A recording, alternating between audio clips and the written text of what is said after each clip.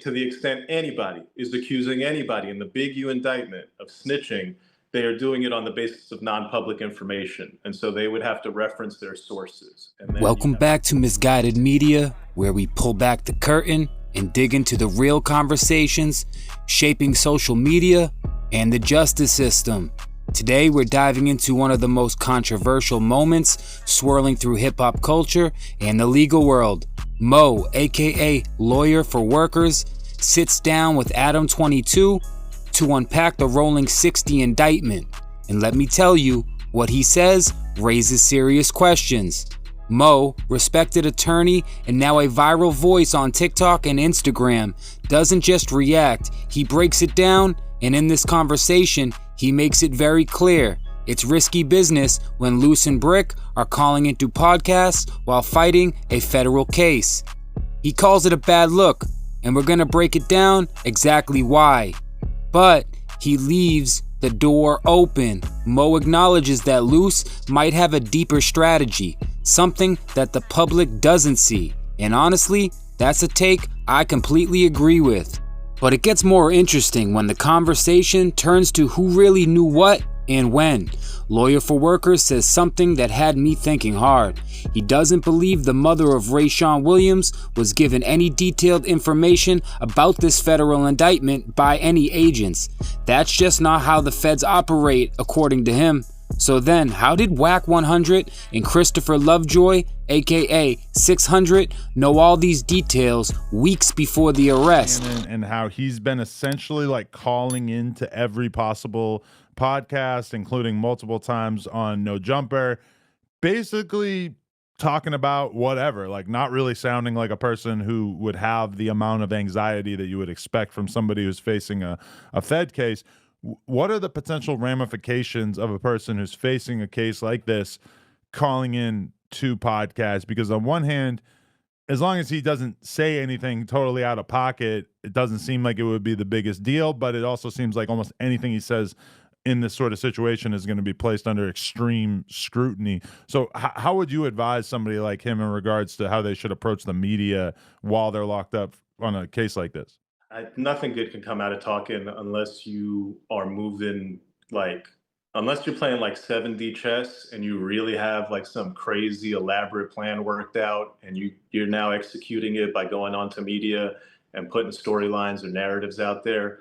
I can't imagine that would ever be a good move. What are the likelihood, what's the likelihood from your perspective that any of that stuff that he's saying on podcasts could actually be used against him? Because if the situation is like, they're looking for evidence that he might be a bad guy or a gangster or a tough guy or whatever. I mean, it feels like that ship has kind of already sailed, having been on not repentant, like you're still sort of celebrating this lifestyle. But I don't know how much that sort of character judgment would come into play.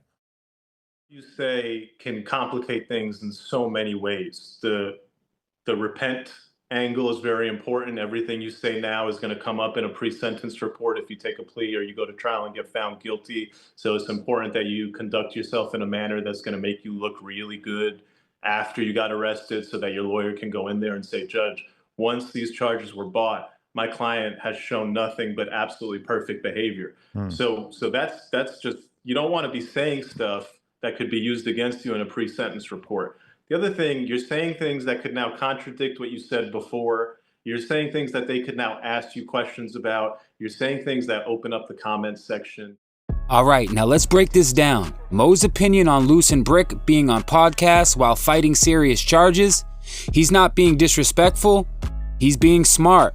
When you're fighting a federal case, every single word you say, every move you make is being watched. Podcasts are public. The feds are watching. This isn't the time to be giving them free content. But then he adds something layered. Luce might have a plan, a legal strategy that only he knows about. That's possible. We've seen it before. Remember YSL Woody?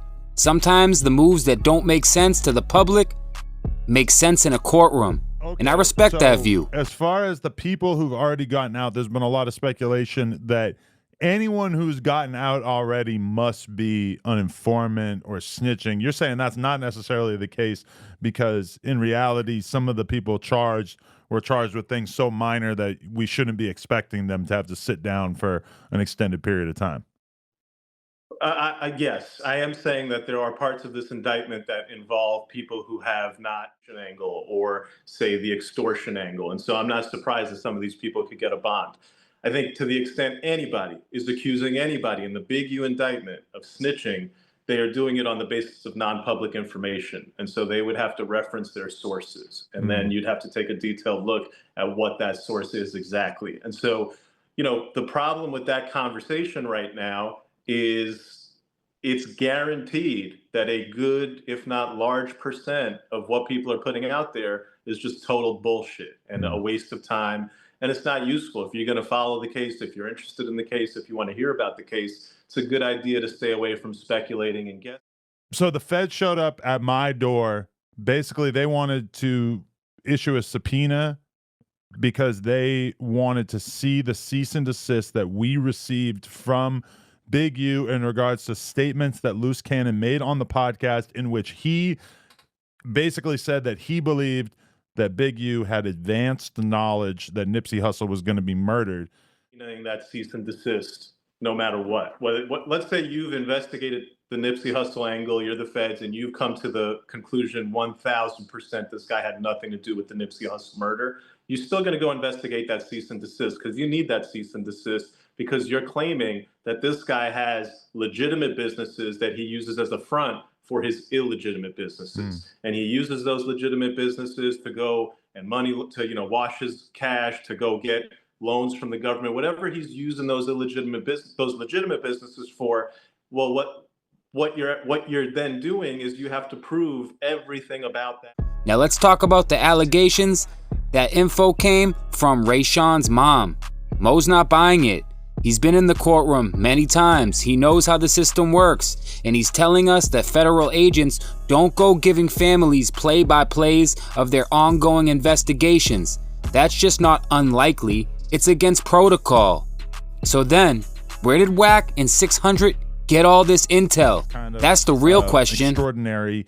Just because there were multiple content creators, Wack 100 and Christopher Lovejoy specifically, who basically knew that this RICO was coming and had advanced information from the mother of the victim, because the mother actually told Wack on the phone that the police or federal agents, I guess, had confided in her and told her that when they examined the body of their son who had died, Rayshawn, that they found Big U's DNA under his fingernails. Now, this, and I guess they told the mom, hey, please don't repeat this to anyone, et cetera, et cetera. Wack. She asked him not to say anything. He did anyway. He said that he didn't really even think that it was a real thing at the time. But then it comes out that this is actually accurate.